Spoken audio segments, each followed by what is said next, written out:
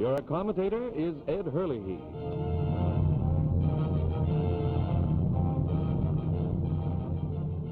Washington, capital of the United States, now the focal point of the free world of tomorrow. Here American history lives in monuments to heroes who preserved our freedom. Here again the battle for liberty is centered.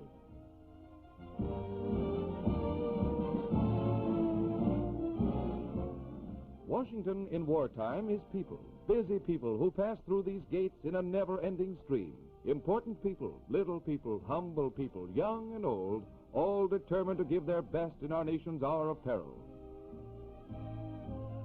Here at the portals of the Union Station, President Roosevelt frequently comes personally to welcome distinguished visitors from other United Nations.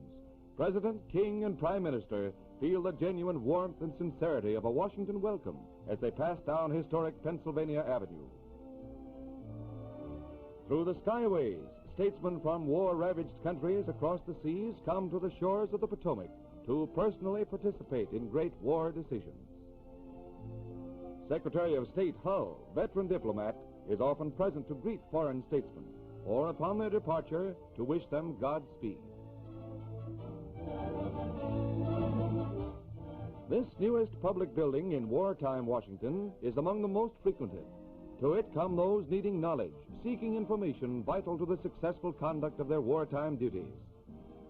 More than 1 million people are crowded into Washington in wartime, a city with a peacetime population of 500,000. The city was never planned to accommodate such a huge, ever-growing army of workers. But Washington in wartime is people. People intent on contributing their personal effort. People seeking information and advice, and sometimes favors. Others to see history in the making.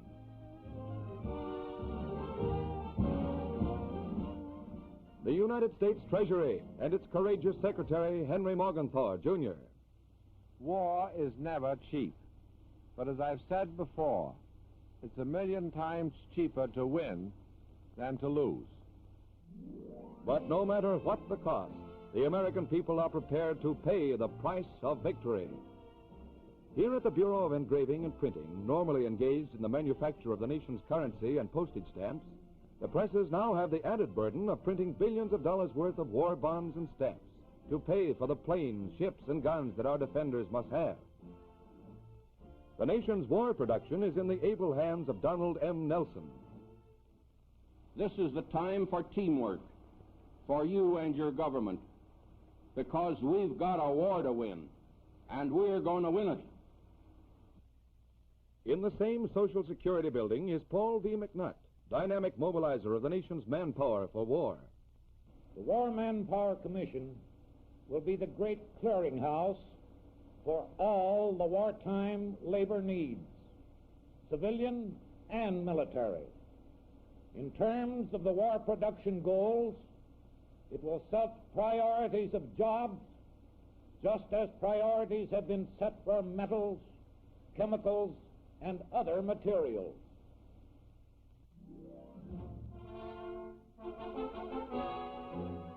The eyes and minds of freedom-loving people round the world are focused on the War Department, General Headquarters of the United Nations Armies in the field. General George C. Marshall, Chief of the General Staff, Secretary of War Henry L. Stimson, daily make decisions affecting millions of soldiers on land and in the air. At their command, huge armies go into action. The great United States war machine is set into instant motion as a result of careful planning behind the walls of this important building. Along Washington's Mall, the traffic surges constantly from one great military headquarters to another. The Navy Department, Frank Knox, Secretary, and the Commander-in-Chief of the United States Fleet, Admiral Ernest Joseph King. When our heroic fighting Marines have retaken Wake Island, or when the Navy's big guns roar again, this will be the brain center behind our Navy's power. Hard-working, hard-hitting Price Administrator Leon Henderson sets a patriotic example to citizens everywhere. Make no mistake, this regulation is a war measure. It's a guarantee to the American people that their cost of living will stay put. Able U.S. Commissioner of Education Dr. J.W. Studebaker speaks. I want to report about another great American army, enrolling one in every 4 Americans, the Army of Organized Education. Boys and girls collect scrap to build up our national stockpiles. Teachers sign you up for selective service and for sugar and gasoline rationing. America's Army of Education mobilizes to win both the war and the peace. The Department of Agriculture will loom large when the history of our time is written. Every crop needed to win the war will be produced in enormous quantities as a result of the planning and research centered here.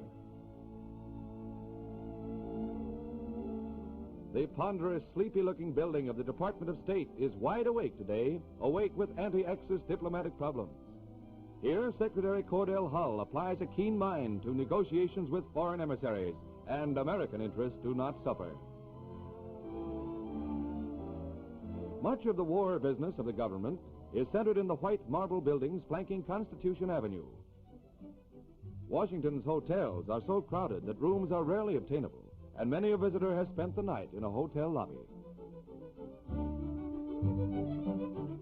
Some 300,000 government employees crowd the serve-yourself cafeterias.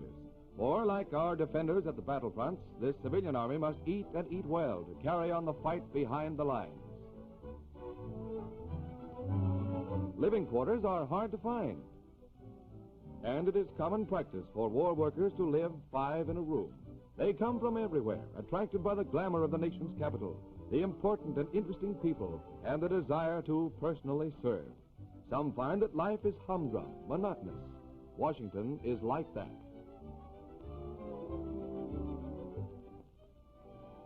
And Washington and the whole nation is what the people make it. The people represented by Congress.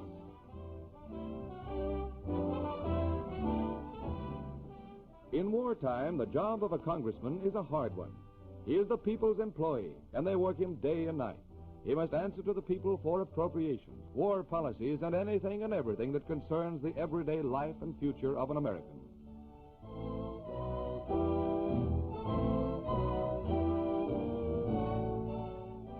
Focal point of all Washington is the White House, home and office of the President. His executive assistants include Marvin McIntyre, enviable custodian of the President's appointment book, and Stephen Early, who reports the White House and the war to the press. Once reporters rushing to telephones smashed the symbolic donkey on his desk. History-making is the wartime job of the President and his cabinet. Winston Churchill has crossed and recrossed the Atlantic to confer on strategy and to plan future offense, not defense. Of all the President's great duties, none is more pleasant than that of rewarding the nation's heroes. The Congressional Medal of Honor to General James Doolittle, who led our bombers over Tokyo. God of the free, 28 nations stand united until victory is won. Cause of all mankind, grant us victory over the tyrants who would enslave all free men and nations. Grant us a common faith that man shall know bread and peace, that he shall know justice and righteousness, freedom and security, an equal opportunity and an equal chance to do his best, not only in our own lands, but throughout the world. And in that faith, let us march toward the clean world our hands can make. Amen.